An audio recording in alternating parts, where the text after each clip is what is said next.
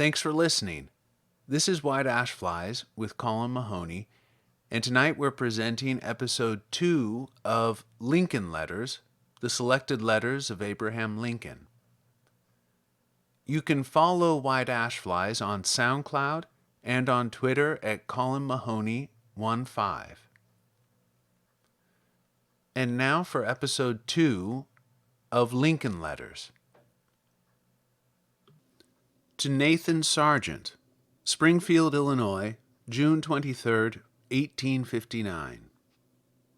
Honorable Nathan Sargent, my dear sir, your very acceptable letter of the 13th was duly received.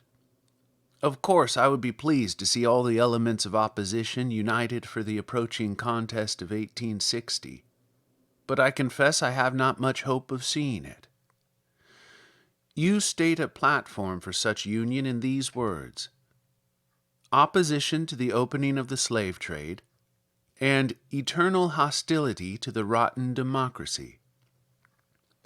You add, by way of comment, I say, if the Republicans would be content with this, there will be no obstacle to a union of the opposition. But this should be distinctly understood. Before Southern men are asked to join them in a national convention.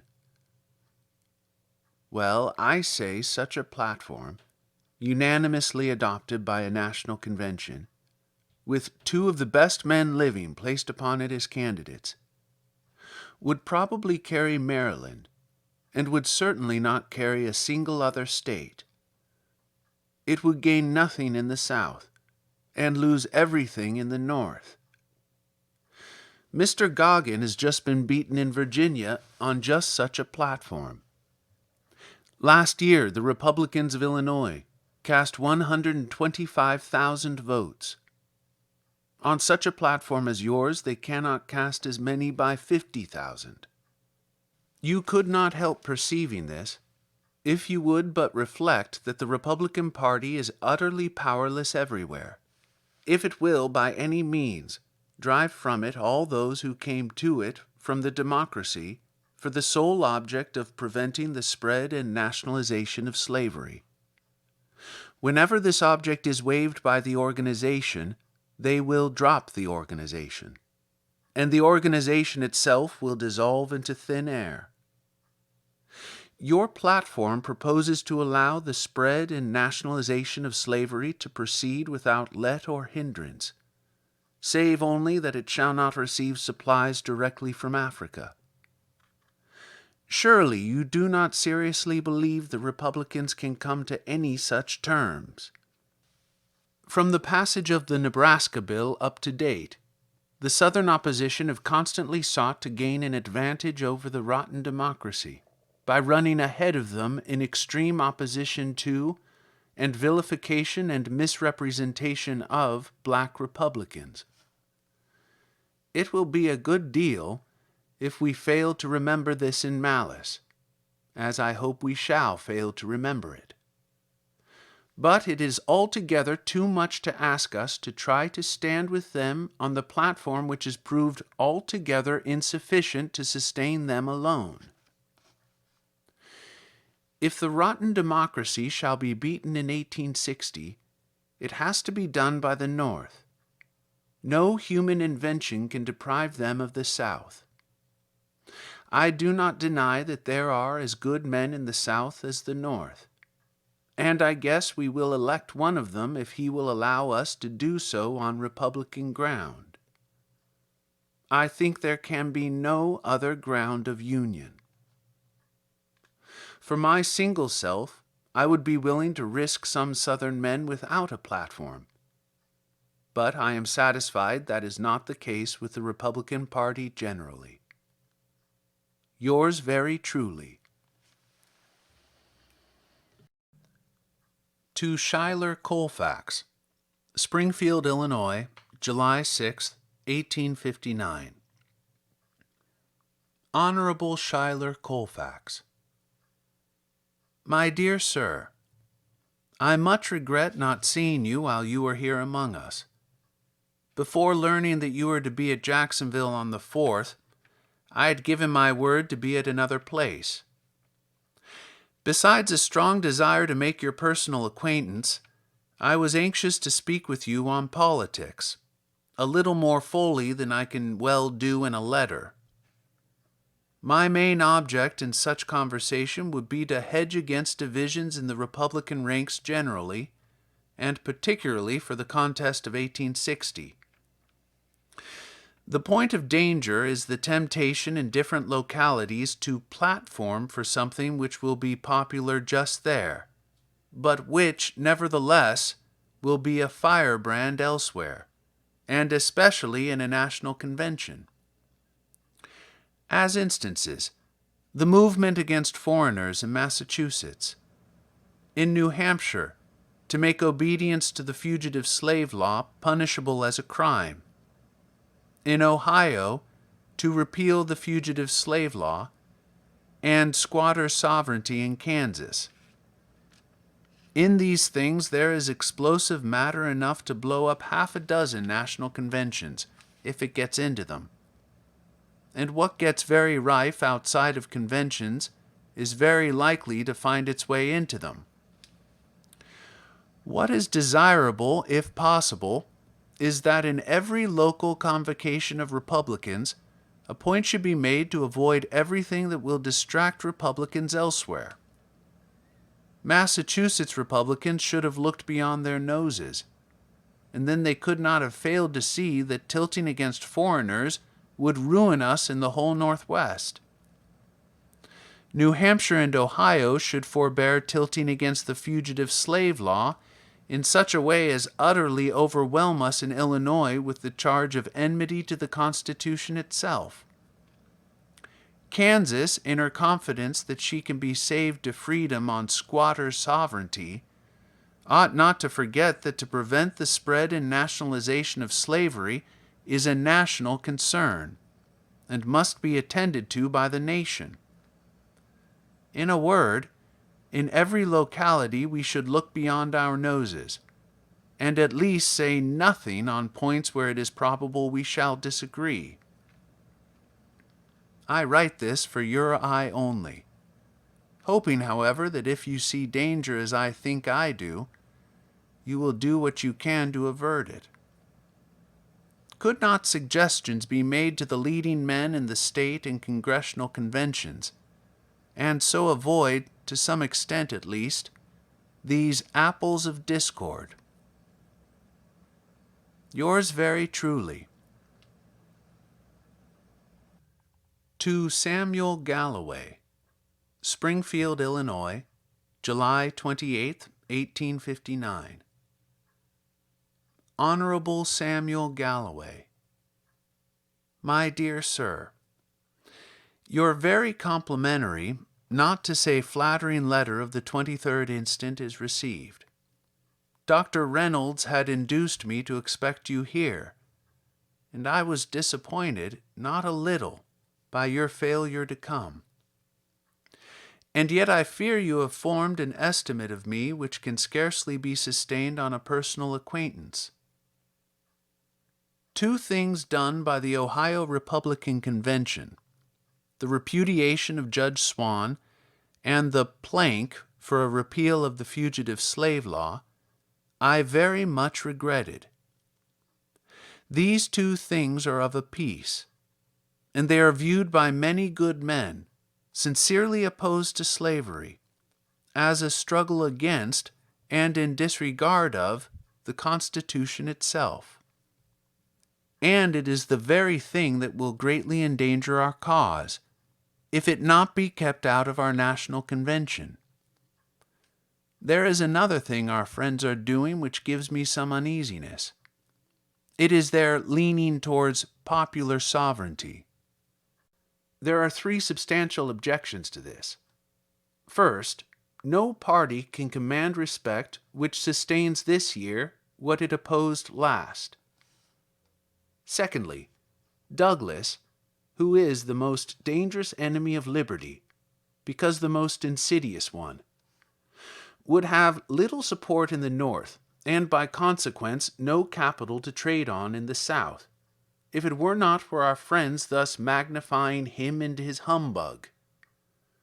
But lastly, and chiefly, Douglas's popular sovereignty, accepted by the public mind as a just principle, nationalizes slavery and revives the African slave trade inevitably. Taking slaves into new territories and buying slaves in Africa are identical things, identical rights or identical wrongs, and the argument which establishes one will establish the other. Try 1,000 years for a sound reason why Congress shall not hinder the people of Kansas from having slaves, and when you have found it, it will be an equally good one why Congress should not hinder the people of Georgia from importing slaves from Africa. As to Governor Chase, I have a kind side for him. He was one of the few distinguished men of the nation who gave us, in Illinois, their sympathy last year. I never saw him, suppose him to be able and right-minded. But still he may not be the most suitable as a candidate for the presidency. I must say I do not think myself fit for the presidency. As you propose a correspondence with me, I shall look for your letters anxiously. I have not met Dr. Reynolds since receiving your letter, but when I shall, I will present your respects, as requested. Yours very truly. To William E. Frazier, Springfield, Illinois, November 1st, 1859. W. E. Frazier, Esquire. Dear Sir, yours of the 24th ultimate was forwarded to me from Chicago. It certainly is important to secure Pennsylvania for the Republicans in the next presidential contest, and not unimportant to also secure Illinois. As to the ticket you name, I shall be heartily for it, after it shall have been fairly nominated by a Republican National Convention, and I cannot be committed to it before. For my single self, I have enlisted for the permanent success of the Republican cause, and for this object I shall labor faithfully in the ranks, unless, as I think not probable, the judgment of the party shall assign me a different position. If the Republicans of the great state of Pennsylvania shall present Mr. Cameron as their candidate for the presidency, such an endorsement of his fitness for the place could scarcely be deemed insufficient. Still, as I would not like the public to know, so I would not like myself to know I had entered a combination with any man, to the prejudice of all others whose friends respectively may consider them preferable. Yours truly. To William Kellogg, Springfield, Illinois, December 11th, 1859. Honorable William Kellogg. My dear Sir, I have been a good deal relieved this morning by a sight of Greeley's letter to you, published in the Tribune. Before seeing it, I much feared you had, in charging interviews between Douglas and Greeley, stated what you believed, but did not certainly know to be true, and that it might be untrue, and our enemies would get an advantage of you. However, as G admits the interviews, I think it will not hurt you that he denies conversing with D about his re-election to the Senate. G, I think, will not tell a falsehood, and I think he will scarcely deny that he had the interviews with D in order to assure himself from D's own lips, better than he could from his public acts and declarations, whether to try to bring the Republican Party to his support generally, including his re-election to the Senate. What else could the interviews be for? why immediately followed in the Tribune the advice that all anti-Lecompton Democrats should be reelected? The world will not consider it anything that D's reelection to the Senate was not specifically talked of by him and G. Now mark, I do not charge that G was corrupt in this. I do not think he was or is. It was his judgment that the course he took was the best way of serving the Republican cause. For this reason, and for the further reason that he is now pulling straight with us, I think if I were you, I would not pursue him further than necessary to my own justification. If I were you, I would, however, be greatly tempted to ask him if he really thinks D's advice to his friends to vote for a Lecompton and slave code man is very plucky. Please excuse what I have said in the way of unsolicited advice. I believe you will not doubt the sincerity of my friendship for you. Yours very truly. To George W. Dole, Gurdon S. Hubbard, and William H. Brown, Springfield, December 14th, 1859. Messrs. Dole, Hubbard, and Brown. Gentlemen, your favor of the 12th is at hand, and it gives me pleasure to be able to answer it. It is not my intention to take part in any of the rivalries for the gubernatorial nomination, but fear of being misunderstood upon that subject ought not to deter me from doing justice to Mr. Judd, and preventing a wrong being done to him by the use of my name in connection with alleged wrongs to me. In answer to your first question as to whether Mr. Judd was guilty of any unfairness to me at the time of Senator Trumbull's election, I answer unhesitatingly in the negative. Mr. Judd owed no political allegiance to any party whose candidate I was. He was in the Senate, holding over, having been elected by a Democratic constituency. He never was in any caucus of the friends who sought to make me U.S. Senator, never gave me any promises or pledges to support me, and subsequent events have greatly tended to prove the wisdom politically of Mr. Judd's course. The election of Judge Trumbull strongly tended to sustain and preserve the position of that portion of the Democrats who condemned the repeal of the Missouri Compromise, and left them in a position of joining with us in forming the Republican Party, as was done at the Bloomington Convention in 1856. During the canvass of 1858 for the senatorship, my belief was, and still is, that I had no more sincere and faithful friend than Mr. Judd, certainly none whom I trusted more. His position as chairman of the State Central Committee led to my greater intercourse with him, and to my giving him a larger share of my confidence than with or to almost any other friend. And I have never suspected that that confidence was, to any degree, misplaced. My relations with Mr. Judd, since the organization of the Republican Party in our state in 1856, and especially since the adjournment of the legislature in February 1857, have been so very intimate that I deem it an impossibility that he could have been dealing treacherously with me. He has also, at all times, appeared equally true and faithful to the party. In his position as chairman of the committee, I believe he did all that any man could have done. The best of us are liable to commit errors, which become apparent by subsequent development.